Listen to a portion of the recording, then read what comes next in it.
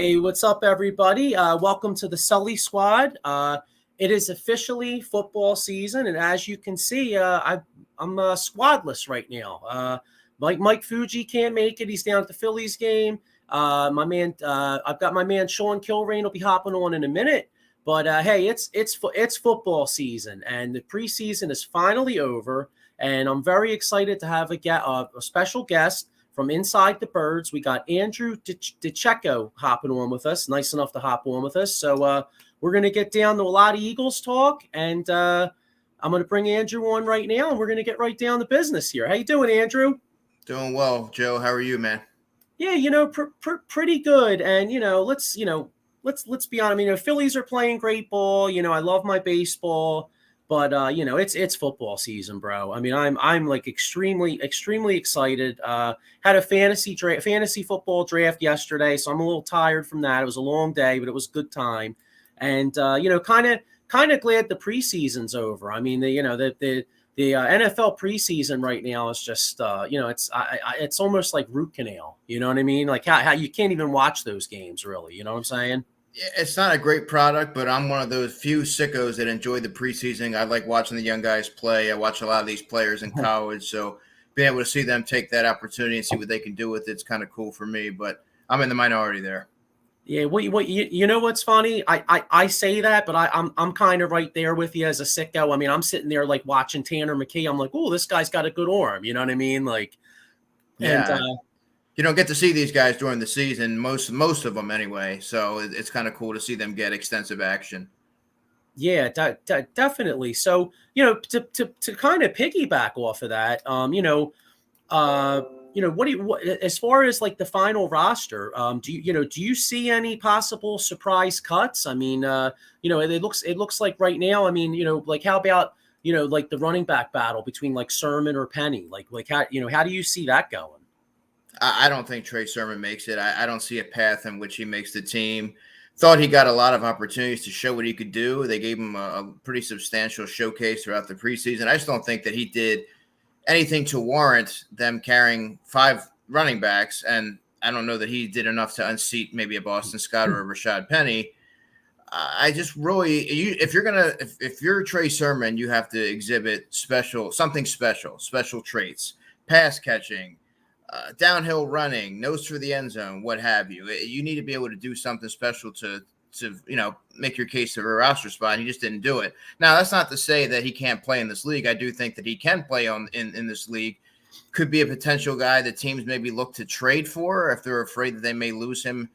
Depending on where they sit in the waiver wire, they may want to trade for him. But I think that he can play. It's not going to be here. I don't think.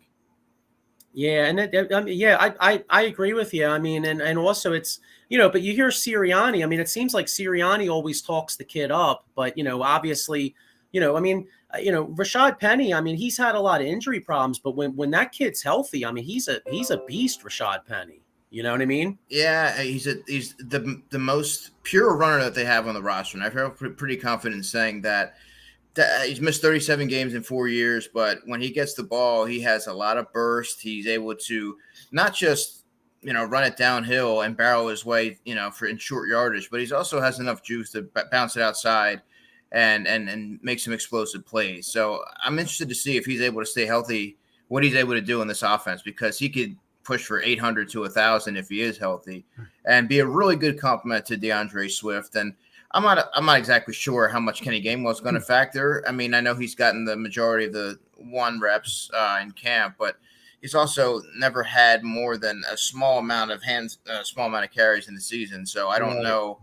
All of a sudden, if you're able to ramp it up, I think that he's certainly going to have a role, especially as a situational back. They really trust him in that capacity. But Rashad Penny is a really talented player when healthy, and let's not overthink it. DeAndre Swift is the most running back on the roster and could sort of fill a Westbrook-esque type of role if he's able to stay healthy. Yeah. Do you think there's any is there any truth to the Jonathan Taylor rumors? I mean, to me it doesn't seem like they would do that, but I was just wondering if you heard anything. I don't think that has any legs. I have yet to hear really anybody mention it. Knowing the Eagles' philosophy on running backs, the highest paid running back, for perspective for those listening, is Boston Scott, who I think has a $2 million allotment this season. So, I mean, you invested a 4th-round pick, and to get Right. Swift over here, Rashad Penny, I think, is only getting $600,000. I mean, you really don't. Trey Sermon is still on a rookie deal. So, I mean, that tells you right there that they don't necessarily want to invest at that position that much. So I would have to say no. And they also have 4 guys that they can sort of implement a committee approach, which is what I think they really want to do, because they all have different types of skill sets, and I think that helps them accentuate it. Yeah, I mean, just me, to me, just as it didn't make sense to me as a casual fan. You know what I mean? I just figured I'd ask maybe if you heard something or whatever, because like you said, it doesn't make any sense. Why would you bring DeAndre Swift in, and then what, you're going to go get Jonathan Taylor too? I mean, how many assets you going to put there? You know what I mean? How do you distribute the carries? And, you're not going to make everybody happy. And I think right now they have a really good amalgam of talent there, and they all bring something different and unique to the table. I think that bringing a Jonathan Taylor in, who is a proven workhorse, I don't know how the other guys would slot in, and I don't know how the offense would function when you have a running back who's expecting 20-plus carries a game, right? I mean, you got to get AJ his touch, you got to get Devontae, you got to get Dallas Goedert his touches. It just doesn't seem feasible to me. Yeah, speaking of trade, do you think that they'll find a way to move Derek Barnett? Well, I mean, I think that they would obviously like to keep Derek Barnett, given just the depth that he provides. I mean, you're not going to find many rotational pass rushers that have 45 starts under their belt. That was a former first-round pick, pretty good run defender. Look, is he an all-world player? No, he's certainly not a world beater by any stretch. But you'd be, hard-pressed to find a more capable pass rusher in a limited capacity than Derek Barnett.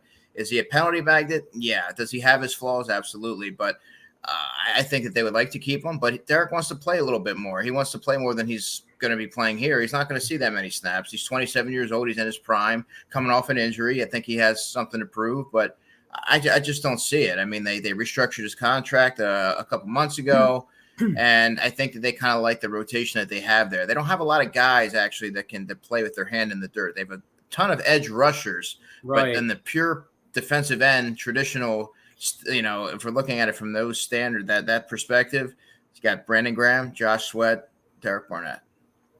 Yeah, and as good as the defensive line was last year, to your point, I mean, that was one of the Barnett's injury was one of the reasons that they went out to try to get Robert Quinn, and that turned out to be, that turned out to be a swing and a miss. But I mean, that's they obviously value that position.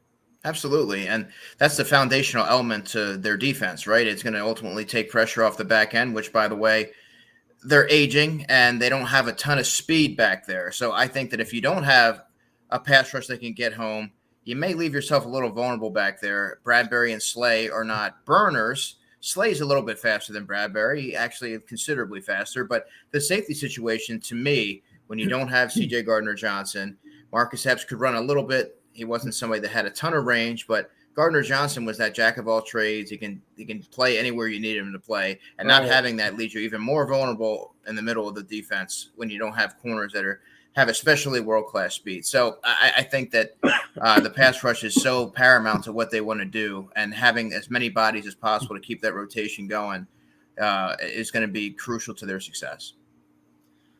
Yeah. I mean, yeah. How much do you think we should move into to buy into this like Reed Blankenship hype? It seems like there's a lot of Reed Blankenship love out there. Like, what are you kind of seeing from him? I mean, is that legit? A lot of that. Good question, Joe. And he's been one of the standout players in training camp. It's legit, and I've said this before. What Reed Blankenship lacks in athleticism and speed, he more than makes up for with his instincts and just his ability to process. He's a student of the game, and that a lot of times that term's thrown around, but he always seems to be in the right time, and that's because he has an astute football mind, right? And I think that that's a powerful thing when you're talking about a player who doesn't have those overwhelming athletic traits. And he's a physical player. He grasped the system quickly. He earned the trust of the coaching staff, and he's been the constant with the first team safeties. And you've seen a lot of changes around him. They want to try and find the best match. I think most recently it's Justin Evans, who's seen a lot of first team work. Terrell Edmonds has seen some. Yeah, Justin Evans to me would be the guy who I depict to be the starter opposite Blankenship week 1, just based on what I've seen, what we know right now. Kayvon Wallace is somebody who had a lot of first team reps in camp, sort of seemed to fall out of favor a little bit because he got leapfrog. Sidney Brown started performing and get some reps with the first and second team, and they really seem to like what they have in Justin Evans. So I don't know how Kayvon Wallace really fits in if the safety position as a whole. That would be somebody that I might think would be on the outs, but I mean, I just don't see them carrying 5 safeties is what I'm trying to say.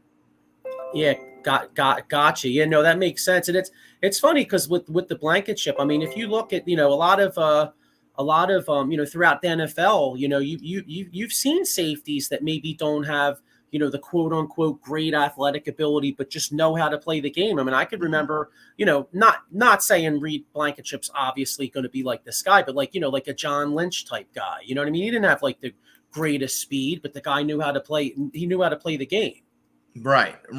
And the one thing I will say about the safety position is that I think that if you're looking at a position that they could really look to either make a trade or try and maybe find somebody off the waiver wire, that to me would be the position, because they have a lot of guys, more or less, that have a redundant skill set in that they're more adept at playing in the box around the line of scrimmage. They don't have a ton of range. I think Sidney Brown can certainly evolve into a player that has those traits, but I think he plays the game so fast and unrestrained at times that as a rookie, you want to see him rein it in a little bit more before you turn him loose, if that makes sense. Reed Blankenship's better at the line of scrimmage. Terrell Edmonds certainly is. Justin Evans has a little bit of coverage ability, which is why I think that he could be the best pairing opposite Reed. But I think it really behooves the Eagles to go out there and get a pass coverage type of safety to add to that back end, because I think that that's what it's lacking right now.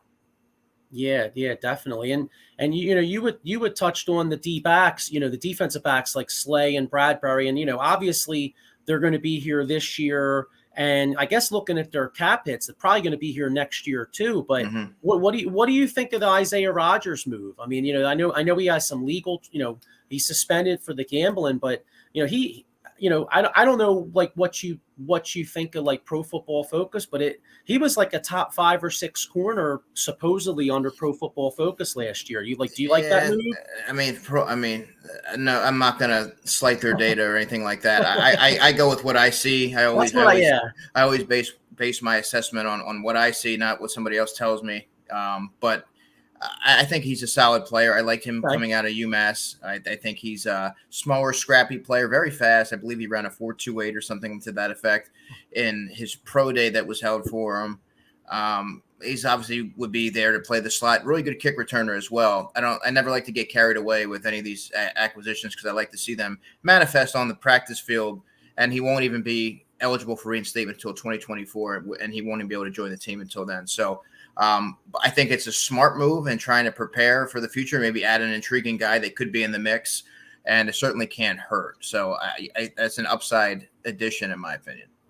Yeah, it's kind of like a you're throwing basically it's not costing you anything. I mean, what the heck? If he comes in next year and he stinks, you just cut him. I mean, like, and on the flip side of that, if he comes in and he tears it up as a kick returner and he can give you some slot reps productively, I mean, he probably would have started for the Colts this year for what it's worth, or at least had a pretty prominent role on defense, at least in the nickel role. So, I mean, and he's going to be 26 next year, so entering his prime.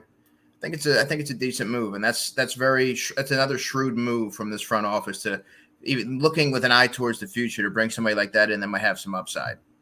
Yeah, really. I mean, I could be biased being an Eagles fan, but I mean, Howie Roseman's definitely got to be at least top 2-3 GM in all football.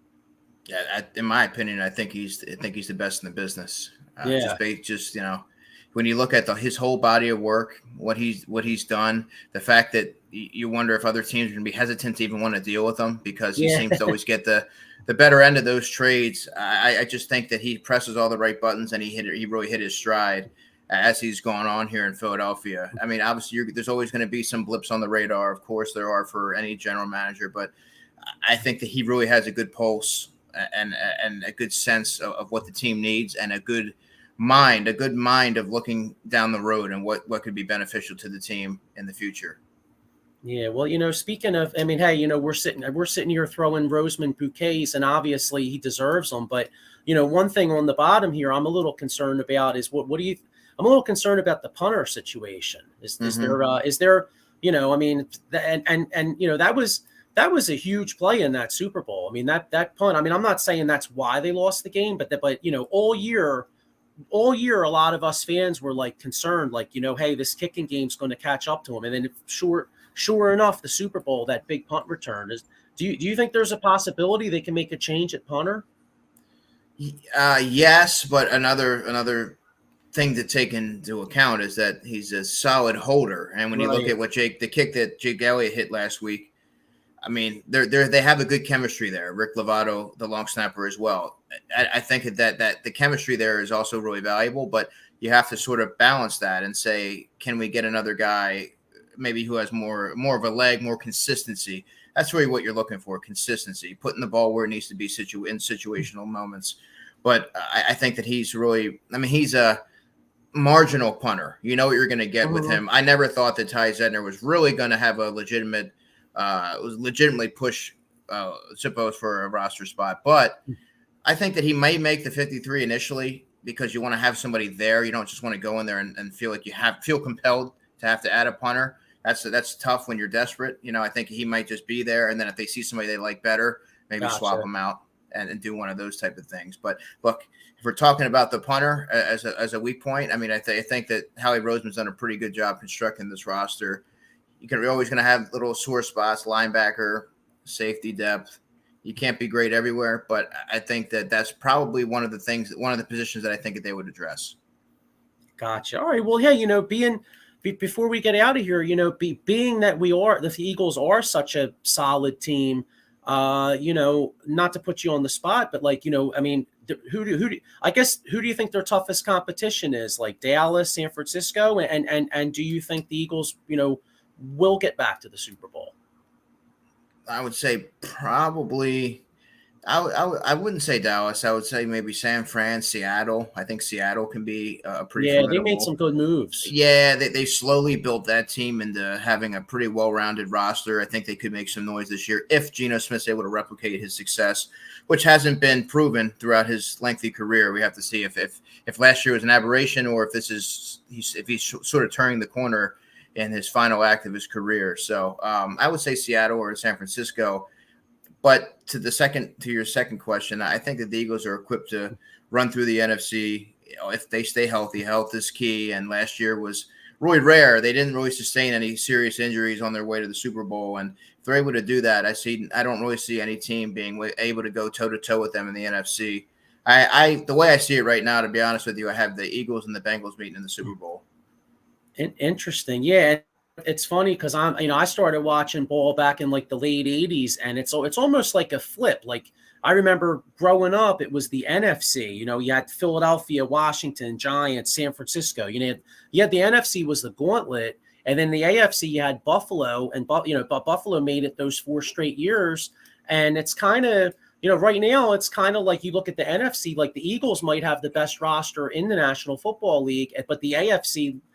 Look at the gauntlet you have in the AFC. I mean, basically all the top quarterbacks are in the AFC pretty much except for Jalen Hurts. Right. So, that's a good point. But those guys are going to be battling it out. And, hey, I hope you're right, because I definitely we all want to see the Eagles in the Super Bowl again, and this time come out on top, and we could all be on Broad Street again.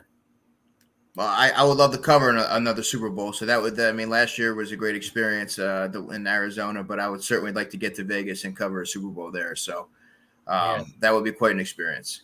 Yeah, I was going to say, yeah, if there's ever a year you really want to make the Super Bowl, it's this year. You know what I mean? I mean, as a writer, just to be able to take in the whole scene, that whole ambiance and everything, that stadium, Allegiant Stadium's wonderful. I've never been there, but just seeing it, from afar.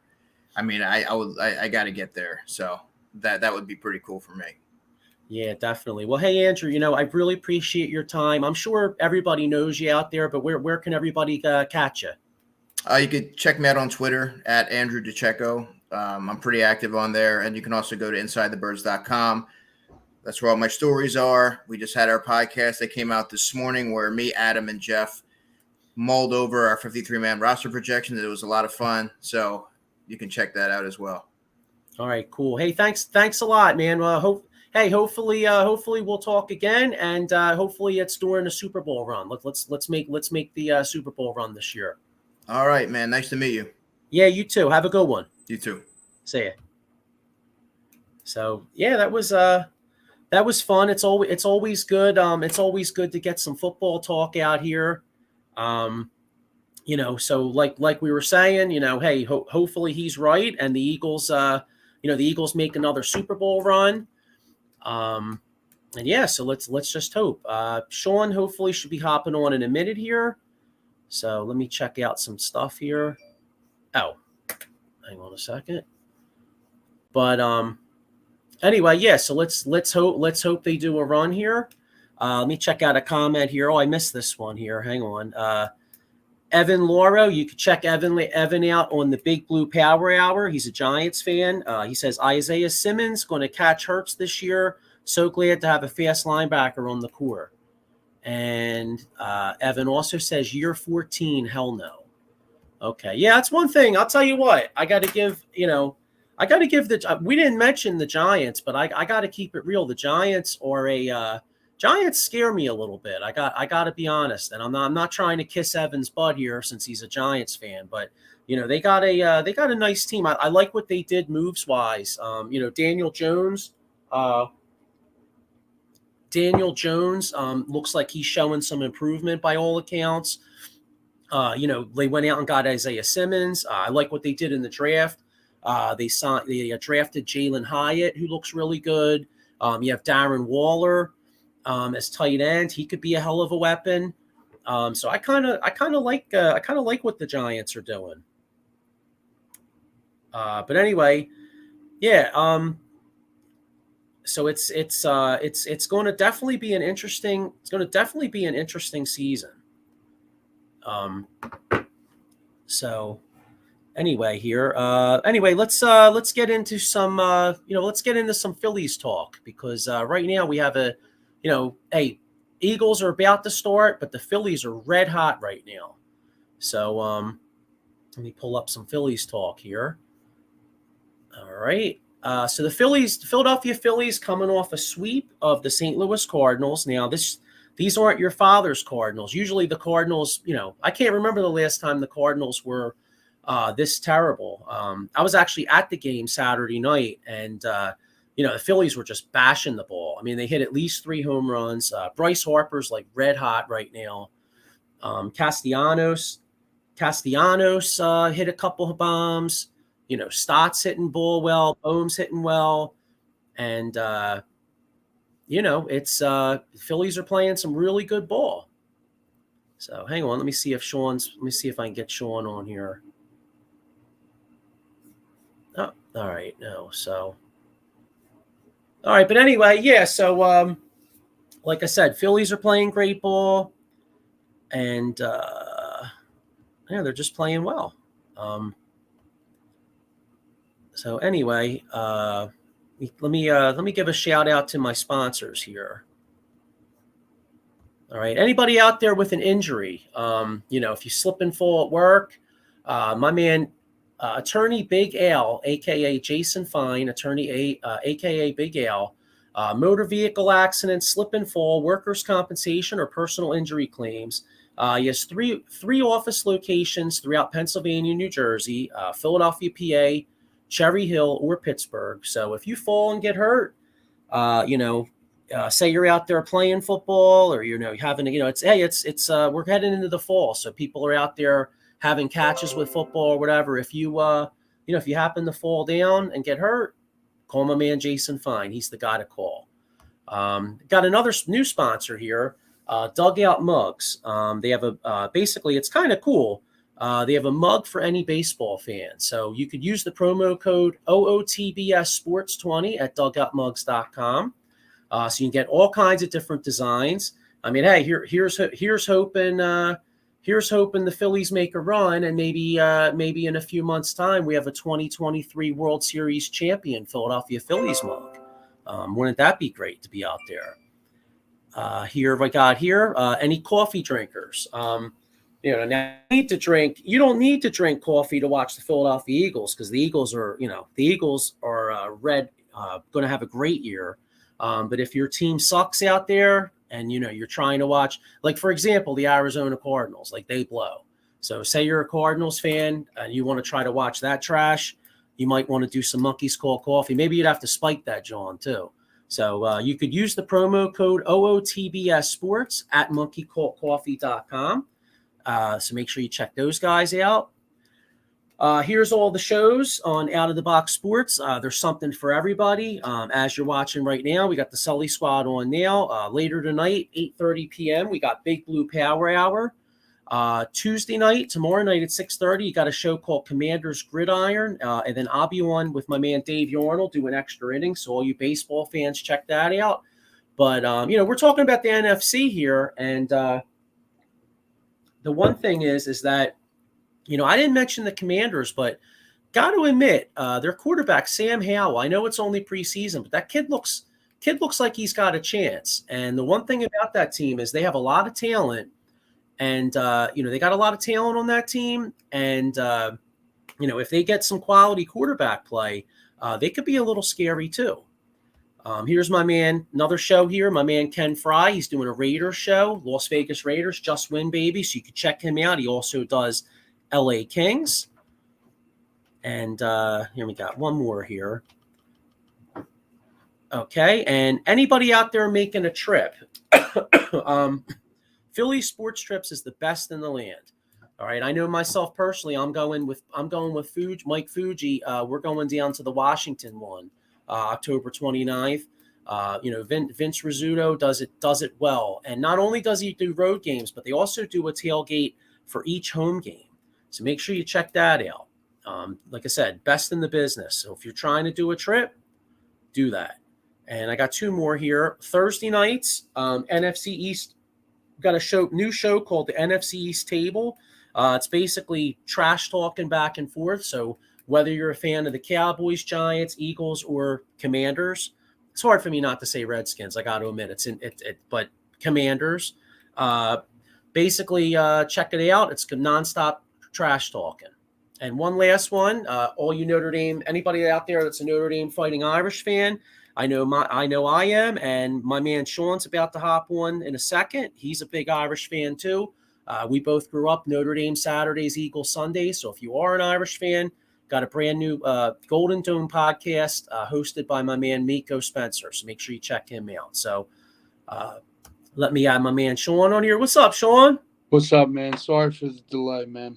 Nah, it's all good, man. Yeah, sorry you missed Andrew. We had a nice little conversation kind of back and forth about who was going to be cut, and he had an interesting point. And I haven't really read this anywhere, but he was saying that that the buzz is that Justin Evans actually might be the guy to start alongside of Reed Blankenship. I haven't heard that at all. Yeah, I heard that on the Farsi show, to be honest with you, too. That was some other beat writers also said the same thing, that Justin Evans might be the guy to be the safety. But, I mean, like we said before, we got such depth. It's not even funny, but it's great because you got Reed Blankenship, undrafted free agent, Sidney Brown, upcoming, promising safety. So, I mean, everything's positive, Derek Barnett, you probably got into that. What are your thoughts on that? Trade him. Yeah, you know what? Hang on real quick here. Yeah, sure. Adam Glenn says Washington gets a quarterback, they will be good. Yeah, I agree, because I was talking about the Commanders.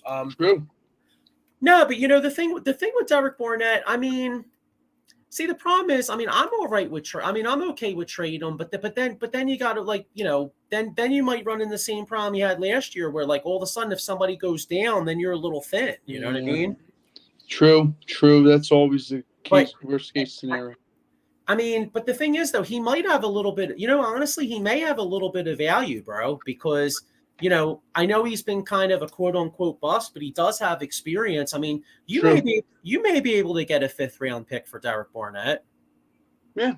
It wouldn't shock me, because we gave up what a 4 last year for Robert Quinn. I believe a 3rd or a 4th. Yeah, it's surprisingly, yeah. Mm-hmm. How'd that work? I was gonna say, yeah. I mean, for all the great things Howie's done, he kind of missed that one a little bit. But yeah, the bottom line is though, I mean, it might be one of those things where maybe they just decide they want to do Derek Barnett a solid because for his career he would be better off going to another team because maybe he needs to put up numbers and he's not going to get enough playing time here. Man, they thought he was the next Reggie White. Remember that, me and you talking? Well, that wasn't the case. Yeah, you know what's funny too? So 2017 obviously is when they had the draft here. Yeah. And that was the year we won the Super Bowl, and that was great. That was probably our worst draft ever. Yeah. I mean, isn't it weird? Like, they won the Super Bowl that year, so nobody noticed it. But, like, think about it. Derek Barnett, mostly a bust, right? Mm-hmm. Although, hey, one thing you can't take away from him, Sean, though, he recovered that ball in the Super Bowl. Yeah. Yeah. And another one, too, he made a big play in the Minnesota game. Yes. Was it or I mean, he might have actually. Did he recover the ball? I forget if he recovered the ball or if he hit Keenum. I don't remember. I think he might have recovered. I think Long hit him, and I think he recovered. Long hit him, yeah, and I think Barnett recovered. Yeah. It was something like that. I just remember he wasn't that bad as a rookie, but then as time went on, all of a sudden he's. I'll tell you one thing: if they trade Derek Barnett, they'll get a lot less personal fouls. Yeah. I mean, that dude is like a personal foul machine. Hitting a guy out of bounds. That's the stuff they teach. I'm sorry, but back to high school and pound ball, they teach you that. Like, I mean, get it out while you can when you're playing young in high school. But once you get to college and the pros, it's a different ball game. Like, you have to actually say to yourself, look, man, can't go full throttle because there's no way you're putting on the brakes. Just like half those hits, but I mean, hey, remember Andre Waters back in the day? Yes, I do. Dirty Waters, baby. Let's be honest though. He was a much better player as a safety than Barnett's been as a defensive end. Oh, absolutely. Andre Waters. That's one thing, man. Andre Waters brought that wood, dog. Yes, and him and Wes Hopkins. It changed the game. Like the timing of the game, like damn, they're for real. The body bag game.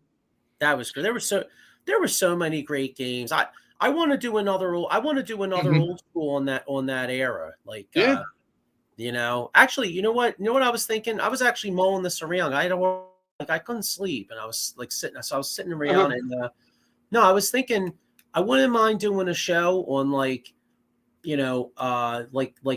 kind of like, what if Randall didn't get hurt, like a what if, like if Randall doesn't get hurt in 91 or Jerome Brown doesn't die in 92, does that team win a Super Bowl? I say yes. Absolutely.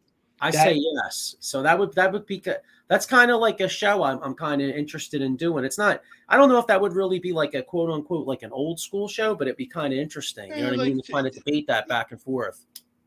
You're right, though, that the death of Jerome Brown really hit people on the team hard because if you figure they had Clyde Simmons, Andy Harmon, Mike Pitts, Reggie White, and Reggie White actually took Jerome Brown under his wing, kind of settled him down because he was that wild child. Like, he was a young dude. He liked to party. He kind of set him down, brought him back to earth. But yeah, his death was very hurtful for the team, no doubt about that. Speaking of Jerome Brown, a lot of the guys are Lane Johnson, Brandon Graham, Slay. A lot of these guys are acting like Jalen Carter's going to be a young Jerome Brown. Hey, I said it to Farzy, Jerome Brown 2.0. Hopefully that is. Give him that 99. He's 98. He's close to 99, but yeah, like you said, you can't wait for week 1 to happen because the kid's special, Jalen.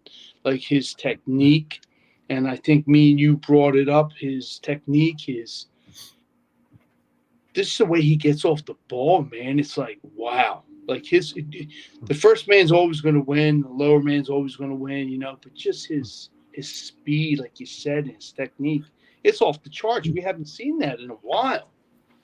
Yeah, it's almost like I'm not going to compare a guy that hasn't played one snap in the regular season NFL to Aaron Donald. You know what I mean? But it's that here's hoping that he could somewhat be that type of an impact player. Yeah, true. I mean, you remember that Super Bowl a couple years ago. I mean, how dominant was Aaron Donald in that Super Bowl? I mean, he single-handedly won the game on that last pass rush. Because if he doesn't get to Burrow on that last rush, I think Chase is like wide open down the field. Absolutely.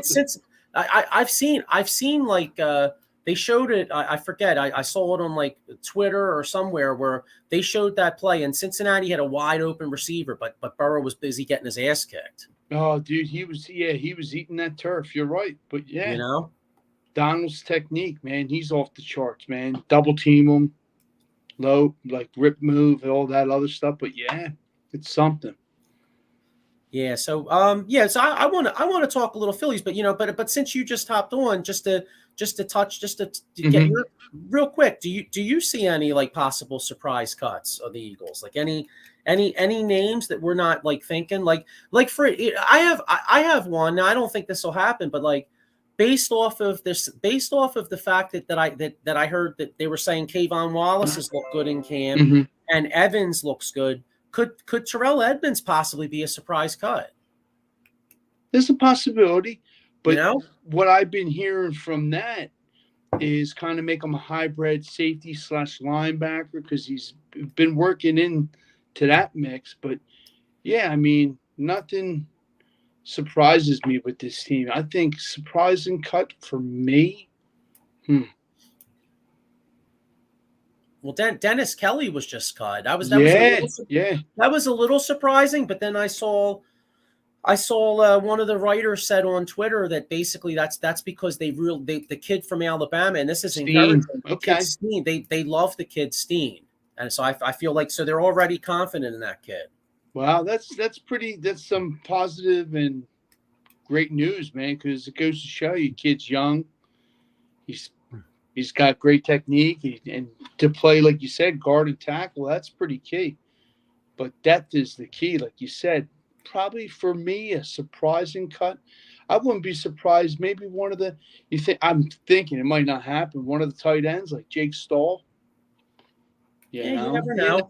You never know. I mean, everything's behind closed doors, but it should be interesting. Yeah. Well, this.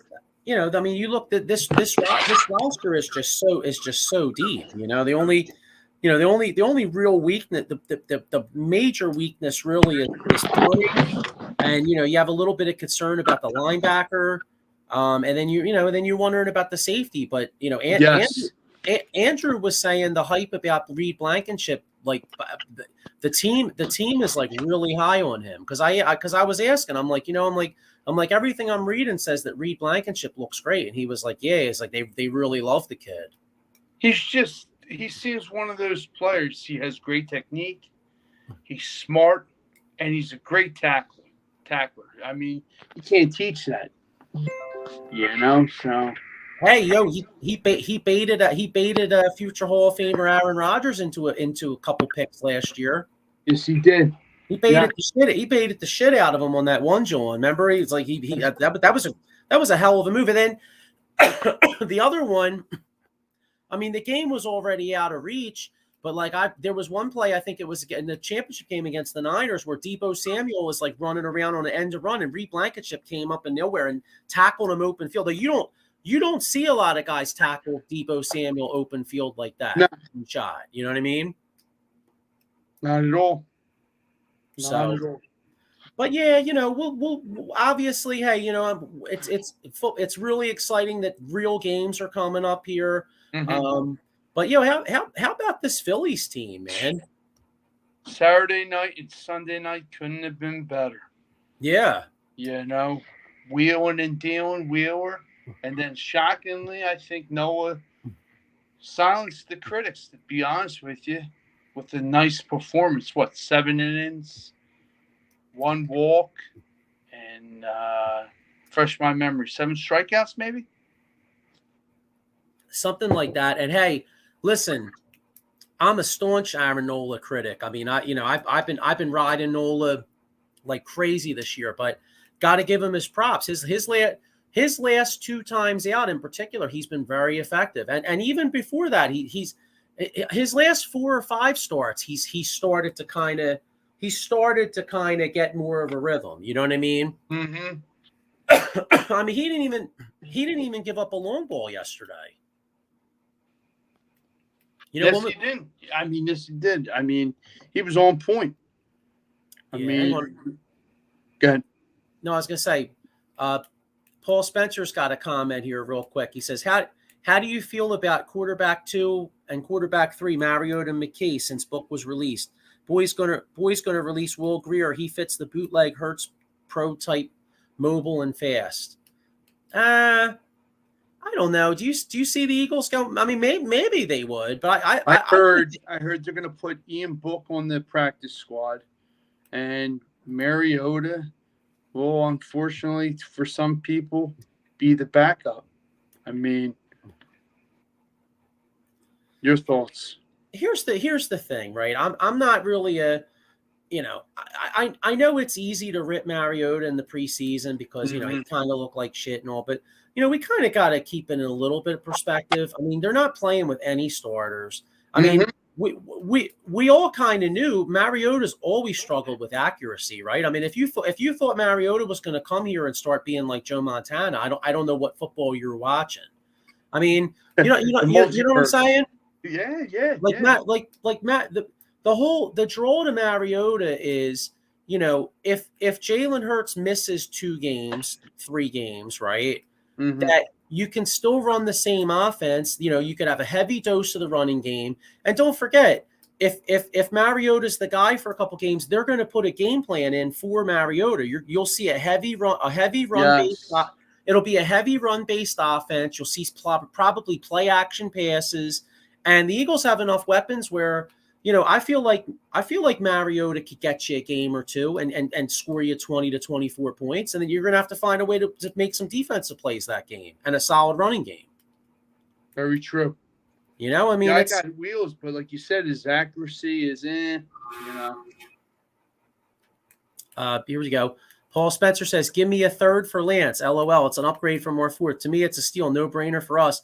If he pans out, flip him or keep him. Works out. I think that was a smart move by Dallas because, do I think Trey Lance hasn't shown shit yet, nope. Right? But the bottom line is the kid has great athletic ability. He's got potential. They only gave up a 4th rounder for him. And yeah, if you come in there, maybe you develop him. And then like Paul said, maybe you flip him, if he looks, say for instance, say he looks really good in like the preseason next year. Maybe you flip him for like a 2nd or 3rd, or he's a cheap backup for a few years, Yeah. But as far as us trading for him, nah. I mean, to me, I would just as soon keep Mariota. I think they're the same guy right now. Yep. You know what I mean? So. But anyway, getting back to the Phillies, like I have right on the bottom here, Nola back. Now, I'll tell you what, if he keeps pitching, if he has a few more starts, and I think he was going to be the 2nd starter anyway, but if he continues to progress and has a few more starts, I think it's a pretty safe bet. It's going to be Wheeler then Nola in the playoffs, And then you got Taiwan Walker, and hopefully, we get back. I heard he's doing live pitching or live hitting Ranger. But, Christian Sanchez is proven to be a reliable, solid pitcher. Mike Lorenz, you're going to have your up and down games. Everybody gets, he had a no-hitter. It happens. That's how he usually is pitching-wise. But all in all, I think he's he's up for the task to do whatever they need to ask of him. Yeah, well, that's happened a lot throughout baseball history. Like when a guy pitches a no-hitter, his next timer, like the guy's next time or two out, a lot of times they do get shelled. Yeah, true. So I'm not ready to press the panic button on Lorenzo right now. Now if he gets shelled his next couple times out, okay, then I'm getting a little concerned. Two more games for me, and yeah, it's a reason of concern. You're right. But yeah, you know what I mean? All in all, just keep on doing what you're doing, And you got a great, reliable, since we were talking about the lineup in Phillies, you got a great backup catcher in Stubbs. The team is playing off the charts, man. They're playing as a tight-knit team. There's not one bad, apple in the group, man. They're all just having fun, man. Letting loose. Yeah, well, how? And what's funny too? How about the fact? How about the fact that all season we've been kind of like, the only guy hitting homers for a while was Schwarber, and now you look, the Phillies have 48 home runs in the month of August. Yes, I just was going to say that. Stott, Bohm, Castellanos is slowly but surely. Bryce. I really like this kid Rojas. I just love the way he plays center field. The way he plays center field, it's his first. He's got wheels. He just needs to kind of control himself. But I think all in all, he'll be a great all-around ball player. So yeah, Marsh. I was gonna say, yeah, I like him. I like Rojas. Rojas has Gold Glove potential in center field. Absolutely. I really do like Marsh too. The only problem is that I think eventually, as much as I do like Marsh, I think eventually it wouldn't shock me if maybe Marsh might be the guy that you possibly trade somewhere. Because if Rojas can hit enough, I think Rojas is going to be your center fielder just because he's so elite level defensively. So. I mean, yes. maybe, do you think Marsh can hit for enough power to play corner outfield? See, I'm not sure. Nah. Usually you want your corner outfielders to hit you like 25 to 30 bombs. You know what I'm saying? And Marsh looks like a 16 to 20 guy. But, I guess maybe it remains to be seen because, if you're getting pop from – if you're getting enough power from first base, if you're getting power from DH, then maybe you're okay with a guy hitting 16 homers in the corner outfield. Mm-hmm. You know what I mean? Because I'm kind of basing on like old school baseball theory. You have to. But but I'll tell you, I really like this team, Sean, and look, you look at the landscape of the National League. I mean, if I'm saying the favorites, well, you got to say Atlanta's the favorite. I mean, they not only have the best record, but they're the Dodgers are playing great ball. Mm-hmm. But I'm telling you, Phil, and I'll tell you a dark horse. I was watching Pat and Mike's show yesterday, and I agree with Mike. I think the Brewers are a little bit of a dark horse because they have really good pitching. The Brewers might be tough. I was going to say dark horse. Kind of Arizona, man. They're pesky. They are. They have two good pitchers too. Yes. So they scare me. They scare me a little bit because, in a short series with those two guys, if those two guys are mowing you down, you could go home in 2 days. That's right. That's the scary. But hey, that's the scary thing about. That's the scary thing about baseball. I mean, look at last year. Last year. The Braves had that great run. They caught the Mets. They finish second behind the Dodgers. And then we go to Atlanta. We go to Atlanta, win one of the first two, and then come back here and take them out 2 in a row. True. Now, what are your thoughts on this Anaheim game? Now, due to the fact it's a shame no Trout with the hand, and now you got Ohtani with the UCL tear.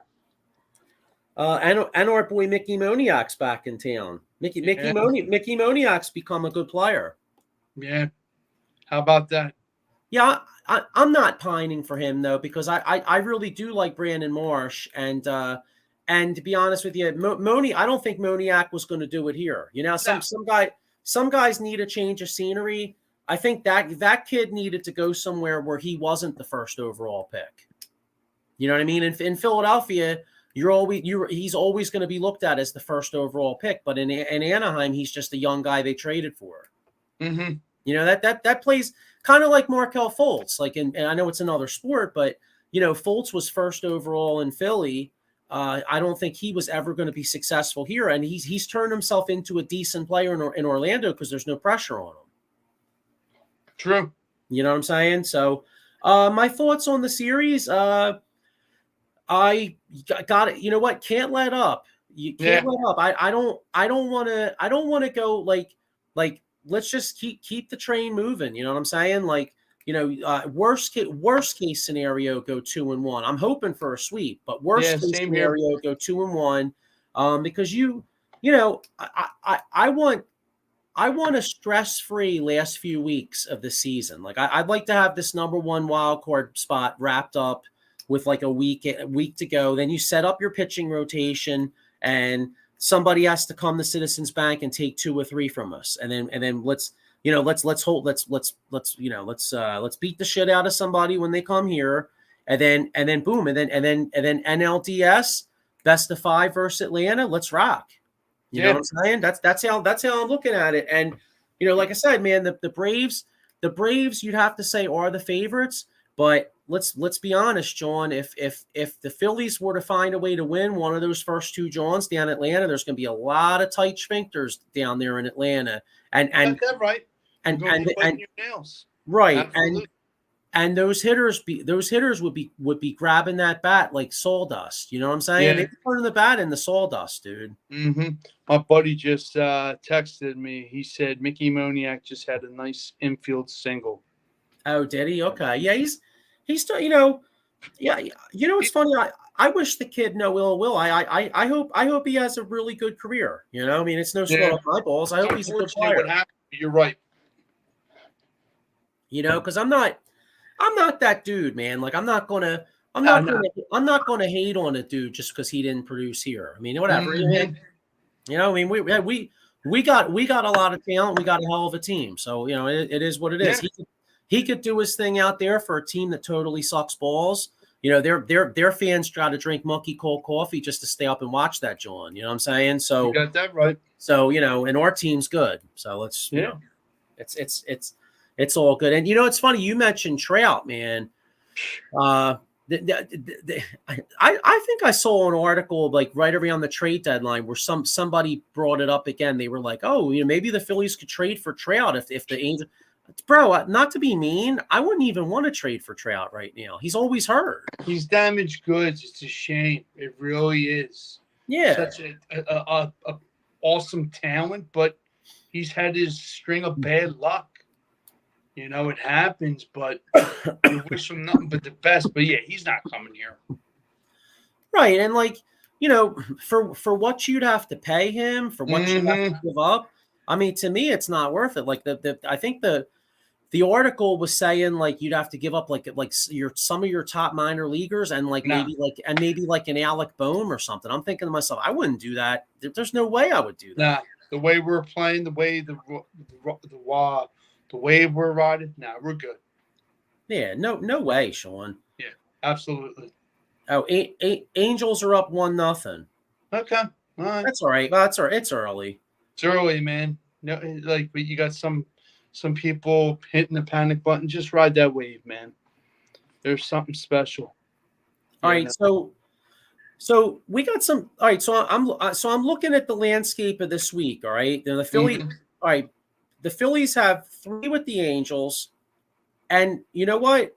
It is a big series because they're off Thursday, but then they got to go to Milwaukee for 3. Yes. Mm-hmm. That's gonna be tough. That could be a possible playoff preview at some point. And then they got to play. Then they play at San Diego. Now San Diego struggled, but still, it's still hard. San Diego, yeah.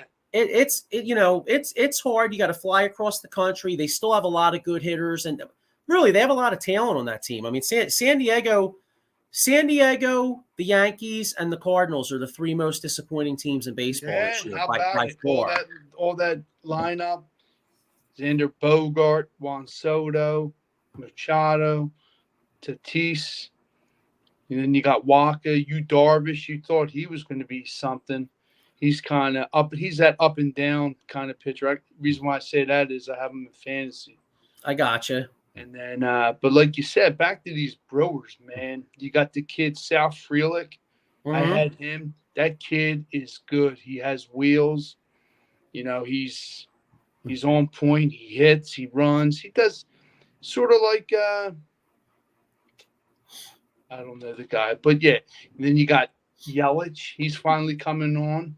After having an injured season last year. But yeah, the pitching, man, like you said, with the Brewers, Corbin Burns. Who's the other guy? You got Frankie Perletta. He's playing. Yeah. He's pitching Friday night. Oh, Brandon Woodruff. There you go. Those three are solid ass pitching for them. So, I mean, I think we're up for the challenge. So. I do too. All right, so let's look by the time we're back here next week. Phillies have 6 games, 3 with the Angels, 3 with the Brewers, and then next Monday night they'll be at San Diego at 6:40. So actually that's an early start out there when we're so we'll be actually doing the. Oh no, you know what? We're not doing the show. We're not. Next week's Labor Day. Yes, I completely forgot. Yeah, no show next week. Yeah, All right, so the next 6 games, what's our record? 4-2. I'm going to keep it like I said last week. 4-2. 4-2. Okay, you know what? I think so too. I think, yeah, I'm going to say, 4-2. Yeah, that means we either have to sweep the Angels or we gotta win both series. I'm going to be optimistic. We're playing some really good ball. I'm going to say 4-2. Exactly. I'm riding the wave, you know what I'm saying? Yeah.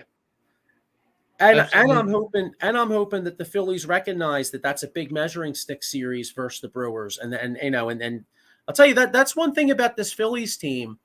They they seem to be able to rise to the occasion. At least in my opinion, I feel like they can rise to the occasion. You know what I'm saying? Mm-hmm. Oh, absolutely. Yeah, so all right, well you have 4-2. I have 4-2.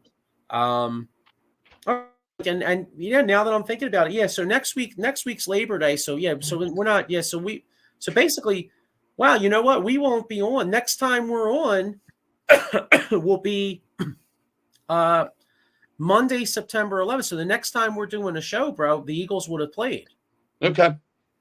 Yeah. So next time we'll be back in 2 weeks to do a Eagles Pats recap. You know what? Real quick, one more thing, Sean. What do you think of the first game? Because the NFL actually opens up Lions at Kansas City next Thursday. What are you thinking that? I think Detroit's going to have a hell of a year, but I think it's going to be a rude awakening for them that first game. Yeah, same here. Rude awakening. I mean, Chiefs are the Chiefs. So, I mean, but hopefully we do see some good football Thursday night, like a nail biter. It would be nice. But I think Kansas City is going to be back to what they were doing from last year. It's going to be very interesting with the Chris Jones situation. Yeah, you know what? Think about that. Without him, you know what? Detroit could put 40 on them without Chris Jones. Yeah. I mean, they showed you as the season progressed.